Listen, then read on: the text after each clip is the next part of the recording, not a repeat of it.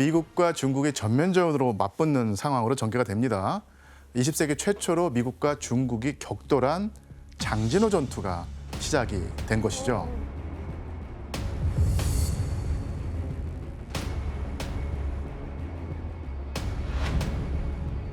한강남도 장진군에 위치한 장진호는 인공호수였습니다.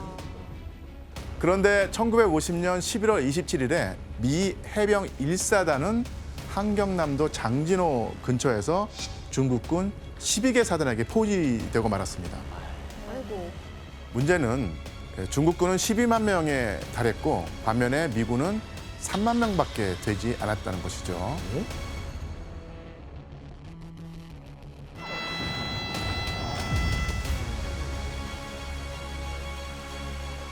이런 상황은 미군 지휘부가 대규모 중국군이 한반도에 와 있다는 사실을 정확하게 파악하지 못하면서 벌어진 상황이었습니다. 아니 근데 교수님 미군은 왜 그 중국군의 상황 파악을 못하고 있었어요? 우선 미군은 세계에서 가장 강력한 국가가 미국이고 거기다가 핵무기까지 보유하고 있는 이런 미국을 상대로 중국이 개입을 하기란 쉽지 않을 거라고 판단했던 것이죠. 그런 걸 왜 간과해? 1차적으로 투입된 중국군만 해도 그 규모가 20만 명 이상이었는데 미군은 그 중국군의 규모를 16,500여 명 정도로만 파악을 했죠. 한마디로 중국군에 대한 분석이나 대비가 전혀 되어 있지 않았던 것이죠. 판단 미스네. 그러니까 이런 상황에서 대규모 인원으로 급작스레 들이닥친 중국군은 미군에게 공포의 대상으로 다가옵니다. 그런데 끊임없이 나타나는 중국군과 더불어서 장진호 전투에서 미군이 맞서 싸워야 될 대상이 하나 더 있었어요.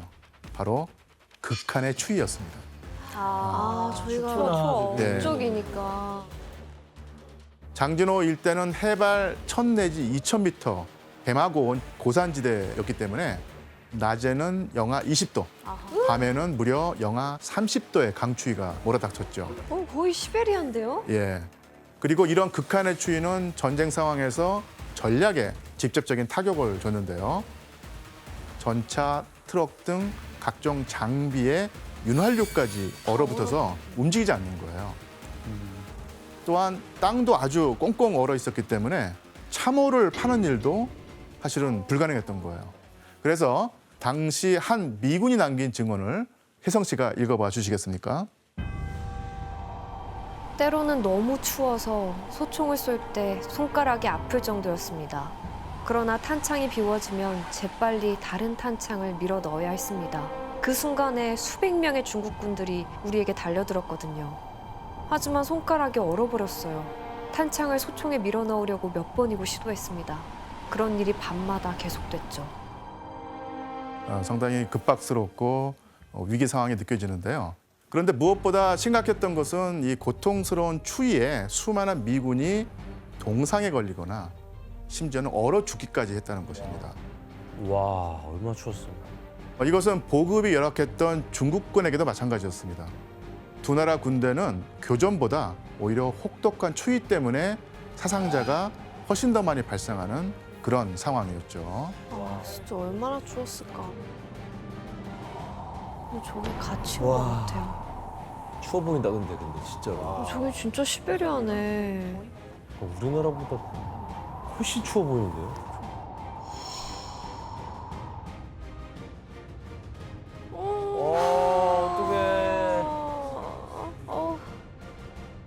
지금 내가 다 우와.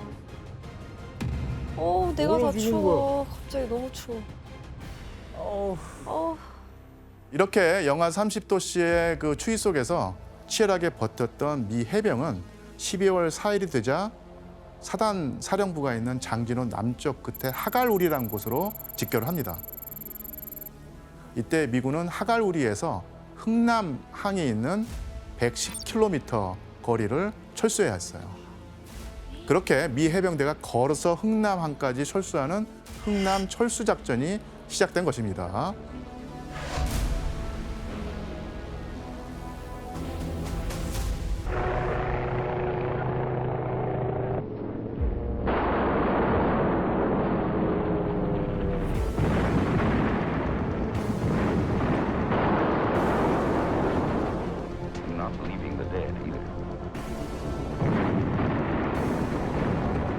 치열한 사투 끝에 미 해병은 12월 11일에 함흥에 도착했죠. 이때 피난민 98,100여 명도 함께 함흥에 도착했습니다.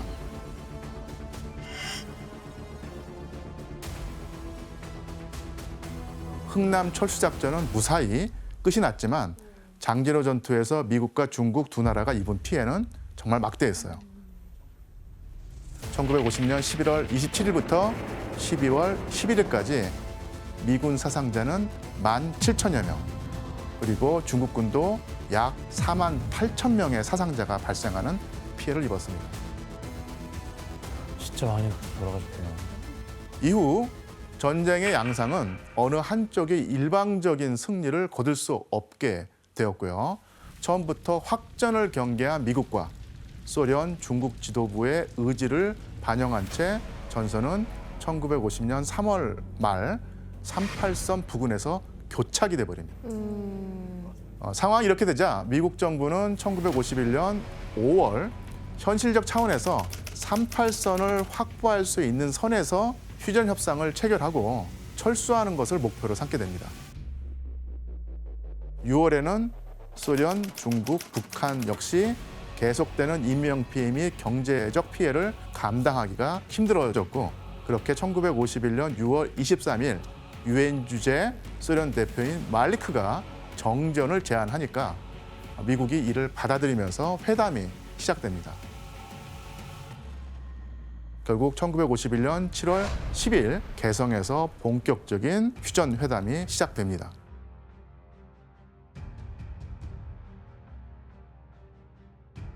하지만 군사 분계선 설정, 포로 교환 방식을 두고 두 진영이 대립을 하면서 회담은 계속해서 답보 상태에 빠지고 맙니다.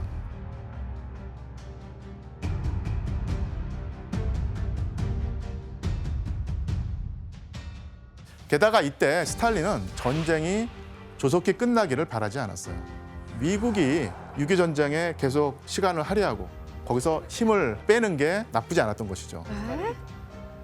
이런 상황에서 회담이 결렬되거나 지연될 때는 38선 상에서 어떤 주요 고지를 두고 하루에도 몇 번씩 주인이 바뀌는 고지전을 치르면서 수많은 인명피해가 나타나게 됩니다. 아휴.